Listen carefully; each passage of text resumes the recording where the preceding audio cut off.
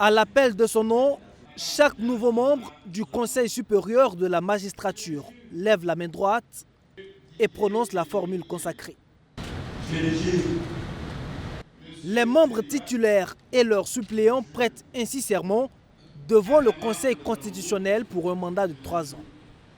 C'est l'aboutissement d'une réforme opérée au sein de l'institution qui voit désormais l'arrivée en son sein de personnalités non magistrats. Ils sont entre autres enseignants-chercheurs, greffiers, journalistes, avocats, notaires et des personnes nommées par le chef de l'État et le président de l'Assemblée législative de transition. La présence de nos magistrats apporte un regard neuf et indépendant sur les questions judiciaires, contribuant ainsi à renforcer la transparence et la légitimité de vos délibérations. La conciliation entre les intérêts des citoyens et ceux des magistrats est une tâche délicate mais essentielle.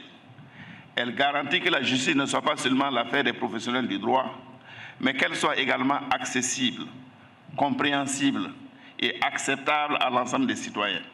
Selon le président du Conseil constitutionnel, cette nouvelle récomposition du CSM devrait permettre d'éteindre les récriminations portées contre l'ancien format, qui était souvent accusé de faire preuve de corporatisme, car composé exclusivement de magistrats. Ceux qui viennent de prêter serment ont la responsabilité de nommer et affecter les juges du siège.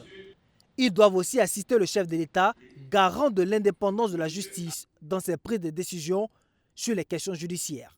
L'essentiel pour nous, c'est de faire en sorte que nous puissions trouver un bon équilibre entre ceux qui sont dans la profession et les citoyens dont nous représentons un peu les attentes et le regard. Donc ça va être une tâche pas simple, parce que lorsqu'on est dans une corporation, ce n'est pas facile de laisser les gens venir, c'est comme une intrusion.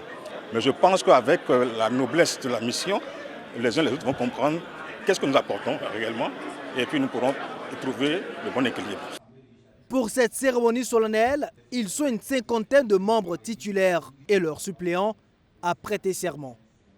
Il faut noter que cette réforme du Conseil supérieur de la magistrature ne rencontre pas l'assentiment d'une grande partie des magistrats qui y voient une grave atteinte à l'indépendance de la justice. Pour l'élection de leurs représentants devant siéger à ce nouveau format du CSM, seulement 53 magistrats sur 647 y ont pris part le 29 juin dernier.